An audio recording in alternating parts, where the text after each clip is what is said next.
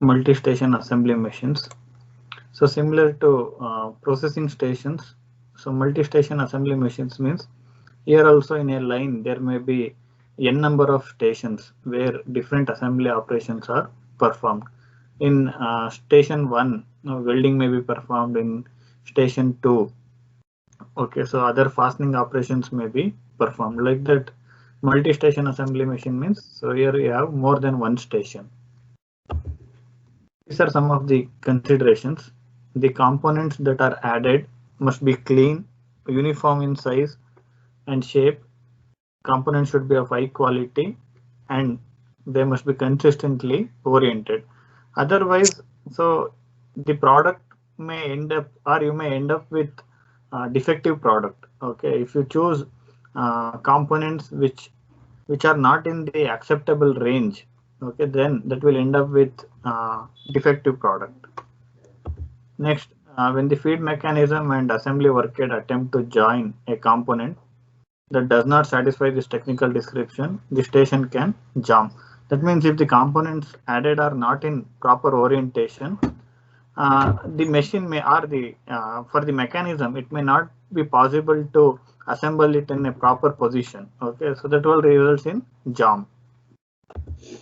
When a jam occurs, it results in the shutdown of the entire system until the fault is corrected. So these are the considerations.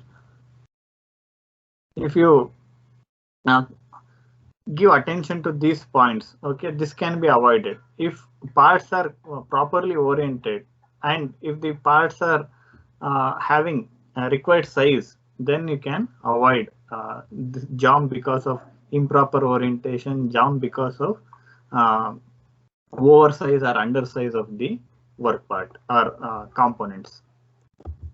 Next, the assembly machine as a game of chance. So here uh, again, the quality of assembly also depends on quality of the components. Okay, if the components chosen for assembly, that component itself is defect, then it is not possible for you to get good output. Okay, so here you are considering what is the possibility that the chosen component is a good one, and what is the probability that the chosen component is a defective. Okay, based on that, like that, we are going to consider probability. Okay, so consider Q. Q is the probability that the component to be added during the current cycle is defective. You have chosen, or the mechanism has chosen a component for assembly, but that is defective.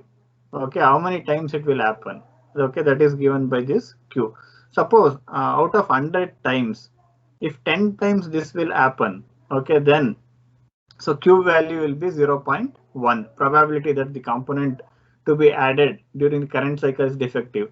Out of 100, if 10 times it is going to pick defective components, means out of 10 times it is picking 1, that will end up with 0.1 value. Okay, similarly, there is another term M, probability that a defect results in a jam at the station and consequent stoppage of the line.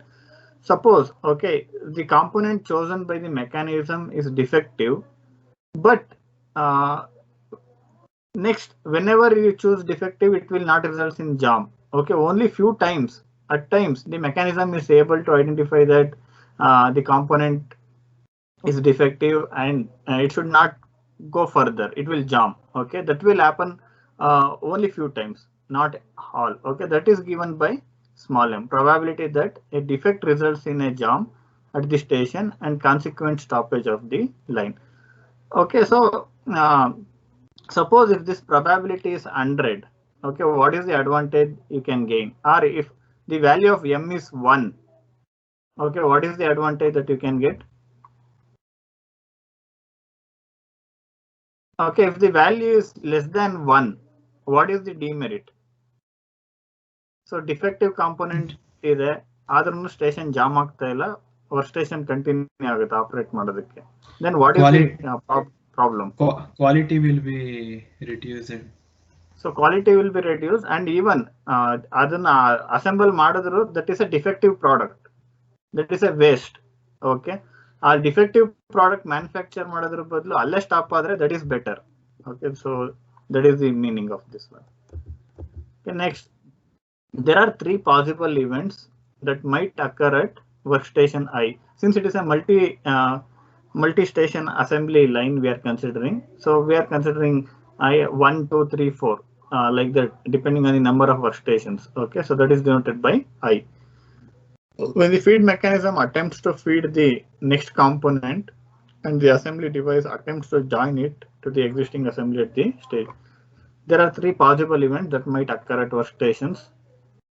When the feed mechanism attempts to feed the next component and the assembly device attempts to join it to the existing assembly at the station. So those three possibilities we will look into. The three events and their associated probabilities are: first is the component is defective and causes a station jam. So the chosen component is defective and it is resulting in jam, that is given by MQ. Okay, Mi means if it is related to station 1, this I will be 1, Q will be 1. If it is related to station 3, okay, it will be M3 and Q3, like that you are considering. The component is defective and causes a station jam, that is given by MQ. Next, second possibility is the component is defective but does not cause a station jam. That is 1 minus this. Okay, 1 minus M will give you that possibility. The component is defective but does not cause a station jam. M is component is defective and station also jam. 1 minus M is component is defective but does not cause a station jam. Next, there is another possibility. The component is not defective, that is given by Q. Okay, Q is the probability that component is defective. 1 minus Q is not defective. Next, based on this, okay, so we are going to consider few equations.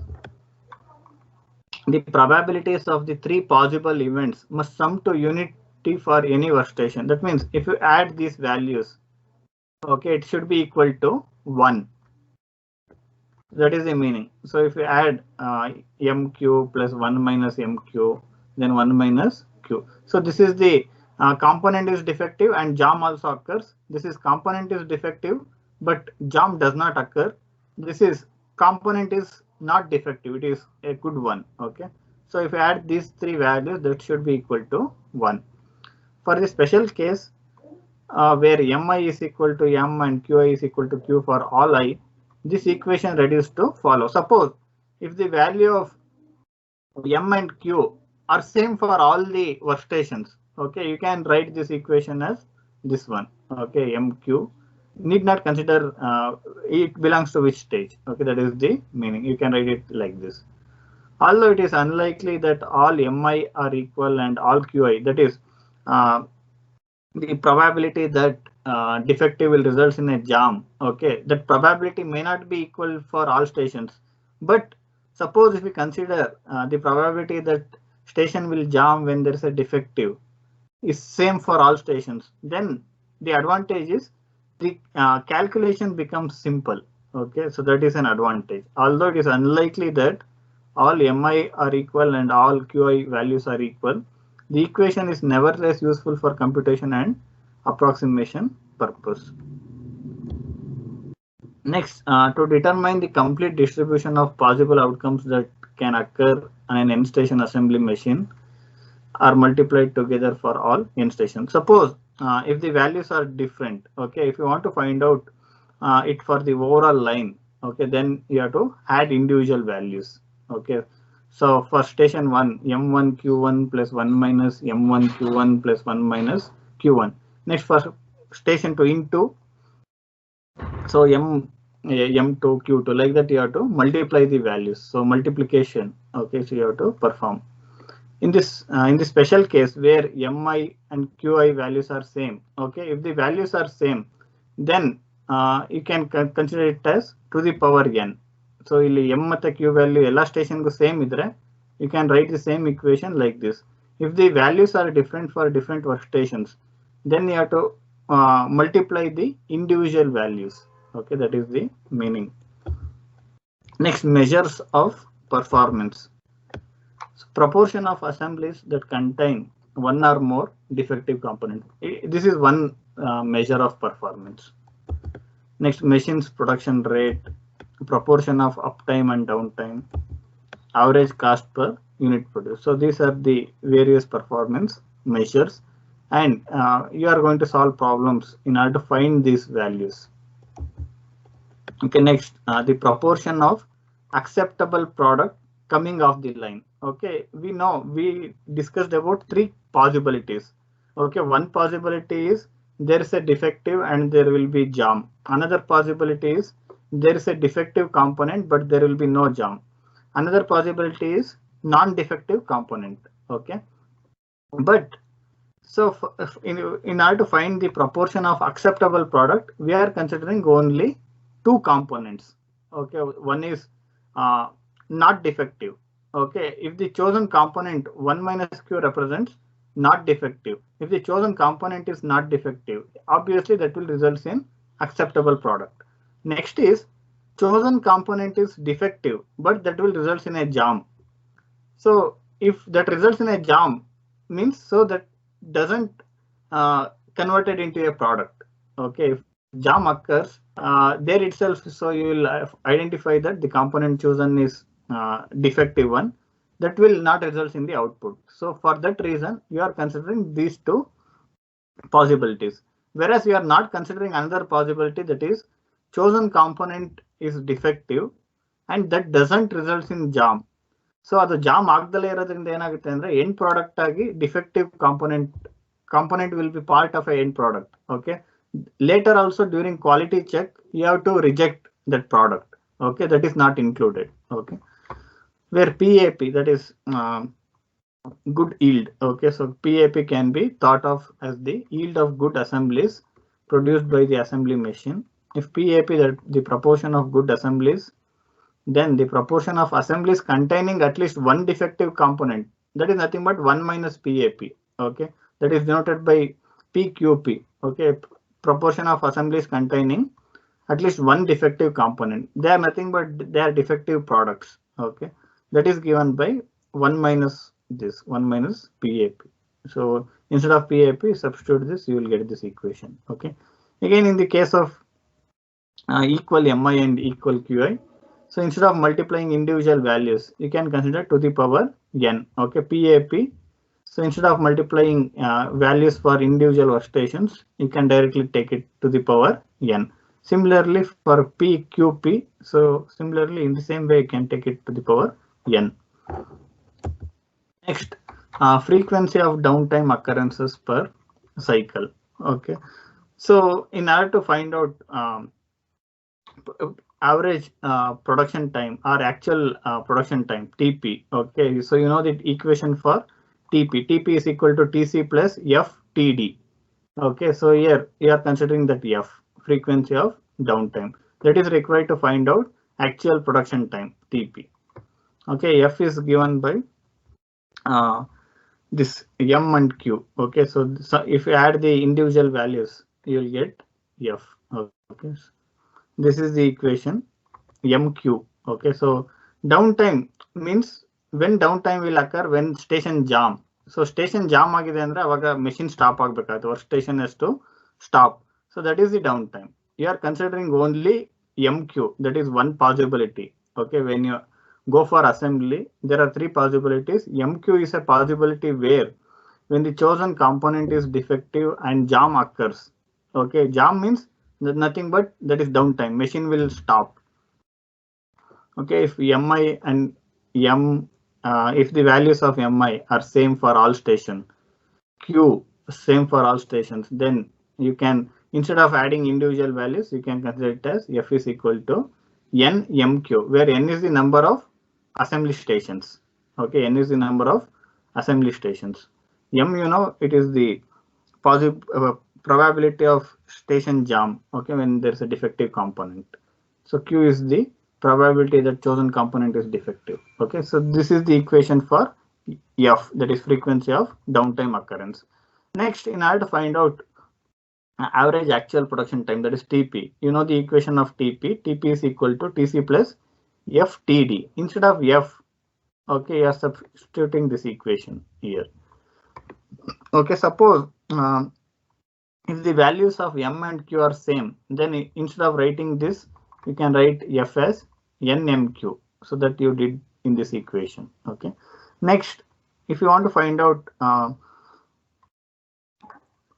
okay, so production time. So from the average actual production time, we obtain the production rate. Okay, so production rate, which is the reciprocal of production time. So if you know TP, you can get RP, that is production rate. So RP is equal to 1 by TP. Next, so in production rate also, whatever you have produced, okay, so all those are not acceptable. Okay, you have to consider again acceptable products rate. Okay, so next, RAP, production rate of acceptable product, that is given by PAP, proportion of acceptable products into RP. Okay, so this will give you actual acceptable product rate. Okay, then you can write the same equation as PAP by TP, because RP can be written as 1 by TP. So you can write this equation as PAP by TP. Again, you have the equation for PAP. So that is multiplication of this value from I to n. N is the number of assembly stations. Okay, you will get this. Next, so when all mi are equal and q are equal, so same equation you can write in this manner. To the power n, you can consider, instead of multiplying individual values, you can consider to the power n. Okay, next, line efficiency. Okay, line efficiency is given by this equation RP by RC. Again, if you consider reciprocals, it will become TC by TP. Okay, ideal cycle time to the actual production time. Next, cost per good assembly, that is CPC, that is given by this equation, where CM is the cost of materials, CO is the operating cost of the assembly system, and CT is cost of disposable tooling. Okay, and TP is the average actual production time. PAP is the yield from, that is acceptable products. Okay, acceptable products, proportion of acceptable products, that is PAP. Okay, so this equation will give you cost per good assembly. Okay, based on this, you have problems. Okay, so this is a solved problem in the book. In order to solve problem, you have to suppose if the exam is offline, you have to remember all these equations. If the exam or if the CIE is online, it is like a open book exam. Okay, you need not remember the equations. Next problem, a 10 station inline assembly machine has an ideal cycle time 6 seconds. TC is 6 seconds. The base part is automatically loaded prior to the first station, and components are added at each of the station. The fraction defect rate at each of the 10 stations Q. Each of the means, so value of Q is same for all stations. Okay, that is given by 0.01, and probability that a defect will jam, M value is 0.5. When a jam occurs, the average downtime is 2 minutes. This is TD. Cost to operate the assembly machine, so CO, $42 per hour. Other costs are ignored. We are not considering other costs. Okay, that is material cost CM and tooling cost CT. We are not considering those costs. Okay, next, determine average production rate of all assemblies. Next, yield of good assembly. Average production rate of all assembly means you have to find out TP. Okay, TP is equal to TC plus FTD. By using that equation, you have to find out answer for first question. Next, yield of good assemblies means PAP. Okay, so that is the yield of good assemblies. Next, average production rate of good product. Okay, so this also you can find using the equation, uptime, efficiency of the assembly machine, and cost per unit. By making use of those equations, so you can find answer for all these questions. Okay, so here you can see, by using this equation, okay, you can find out TP. Next, RP also you can find out. Next, for this you are using this equation. Next, for RAP, average actual production rate, you are using this equation. Next, for efficiency, you are using TC by TP. You will get 50% efficiency. Next, cost to operate the assembly machine. So since you are ignoring CM and CT, you are not considering these two, this equation will reduce to CPC equal to COTP by PAP. Okay, CO, you know, $42 per hour, you are converting that into minute, so it will become 0.70. Okay, next TP, you know, so 0.2 minute per piece. Okay, here TP. Okay, so you are substituting that value and you will get CPC. Okay, similarly, so there is